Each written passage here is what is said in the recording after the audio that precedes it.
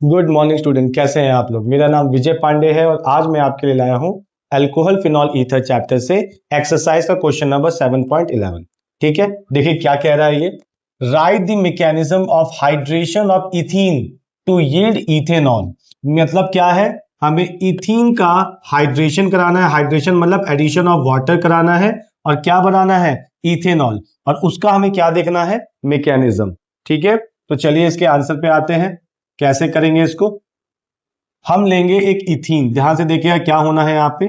हमने लिया यहां पे इथीन, उसका हाइड्रेशन कराया है, मतलब H2O के साथ इसका रिएक्शन कराया है in the presence of acid. Actually ये कौन सा क्वेश्चन है, एसिड कैटेलाइज्ड हाइड्रेशन। इथीन का एसिड कैटेलाइज्ड हाइड्रेशन करा रहे हैं हम। यहां acid as a catalyst use होगा, कैटलिस्ट यूज होगा। और यहां पे क्या बनाना है हमें, इथेनॉल CH3CH2OH। हमें इथेनॉल बनाना है, इथीन से इथेनॉल बनाना है।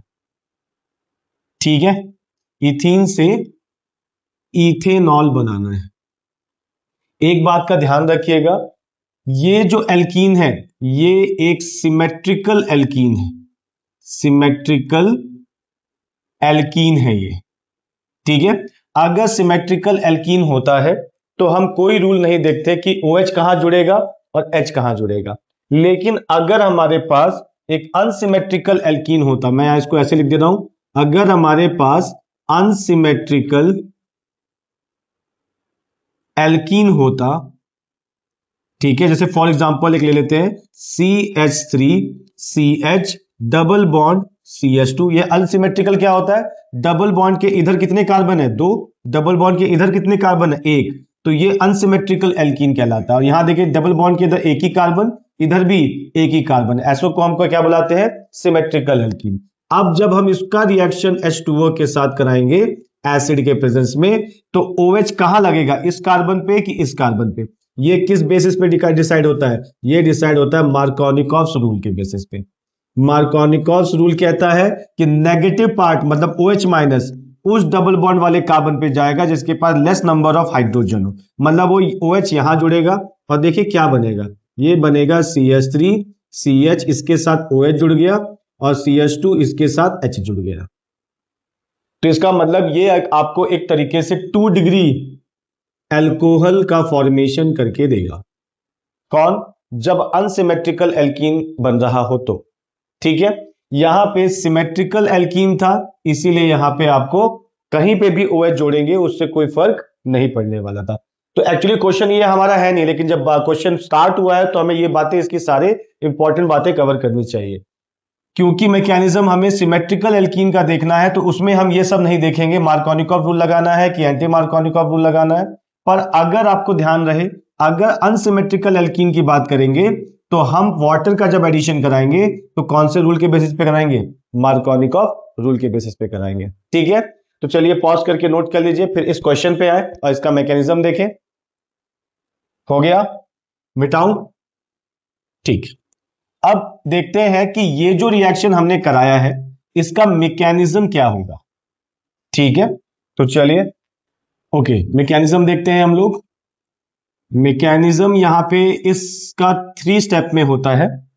ठीक है, स्टेप 1 क्या कहता है, देखिए स्टेप 1 कहता है प्रोटोनेशन ऑफ एल्कीन कराना है हमें। अच्छा, प्रोटोनेशन मतलब H+ का एडिशन कराना है एल्कीन में टू फॉर्म कार्बोकैटायन। और हमें क्या बनाना है, हमें बनाना है carbocation to form carbocation by electrophilic attack of H3O+।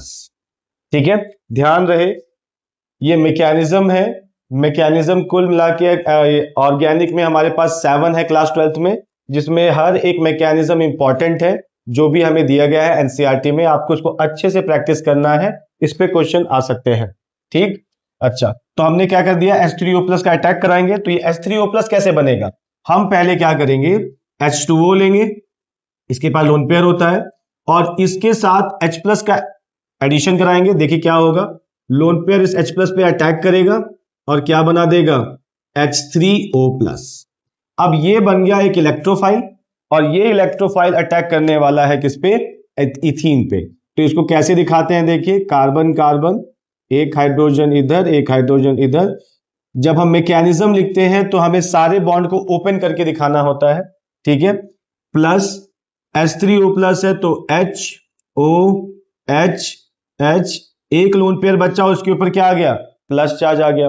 अब क्या होता है कि इसके ऊपर प्लस चार्ज आया हुआ है, एक तो ये हाईली इलेक्ट्रोनेगेटिव है, और साथ ही साथ इसके ऊपर प्लस आया हुआ है, तो वो इस हाइड्रोजन का इलेक्ट्रॉन खींचता है, जिसके ऊपर इसके ऊपर पार्शियल पॉजिटिव चार्ज क्रिएट हो जाता है इस हाइड्रोजन के ऊपर।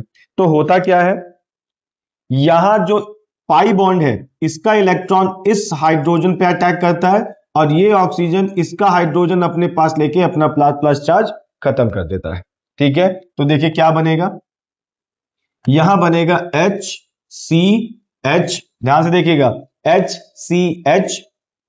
इसके बाद यहां पे एक ये वाला हाइड्रोजन इस वाले कार्बन पे जोड़ दीजिए, आप कहीं पे भी जोड़ सकते हैं, आप इधर भी जोड़ सकते हैं क्योंकि सिमेट्रिकल एल्कीन है, ठीक। इसके बाद सिंगल बॉन्ड CH, और इसके ऊपर चार्ज क्या आ गया, पॉजिटिव चार्ज। देखिए कार्बोकेटायन का फॉर्मेशन हो गया। देखिए क्या हुआ, प्रोटोनेशन, प्रोटोनेशन मतलब एडिशन ऑफ H हुआ। देखो इसके पास 2 ही H थे और यहां कितने हो गए, 1 2 3 H हो गए, मतलब इसने एक H प्लस का एडिशन हुआ यहां पे, ठीक है। और क्या बना, एक कार्बोकेटायन बनाया, कैसे, by electrophilic attack of H3O plus. H3O plus कैसे बना, वाटर को जब हमने H प्लस के साथ रिएक्ट कराया तो हाइड्रोनियम आयन का फॉर्मेशन हो गया, ठीक है। अब क्या होगा, अब होगा स्टेप 2। स्टेप 2 क्या कहता है, अब इस कार्बोकेटायन पे न्यूक्लियोफिलिक अटैक होगा, है ना, nucleophilic attack, nucleophilic attack of water on carbocation. अब यहां पे एक न्यूक्लियोफिलिक अटैक होने वाला है, देखिए कैसे, HCH, ये कार्बन, इस पे प्लस चार्ज, हाइड्रोजन हाइड्रोजन, कौन आएगा, वाटर, ये हो गया हमारा वाटर, इसके पास 2 लोन पेयर है, ठीक है। यहां पे ये एज अ न्यूक्लियोफाइल, देखिए पहले वाटर H प्लस के साथ जुड़ के क्या बन गया, इलेक्ट्रोफाइल। अब क्या है, वाटर खुद एक न्यूक्लियोफाइल की तरह बिहेव करता है, होगा क्या, इसका लोन पेयर इस पे अटैक करेगा, ठीक है। देखिए क्या फॉर्मेशन होगा,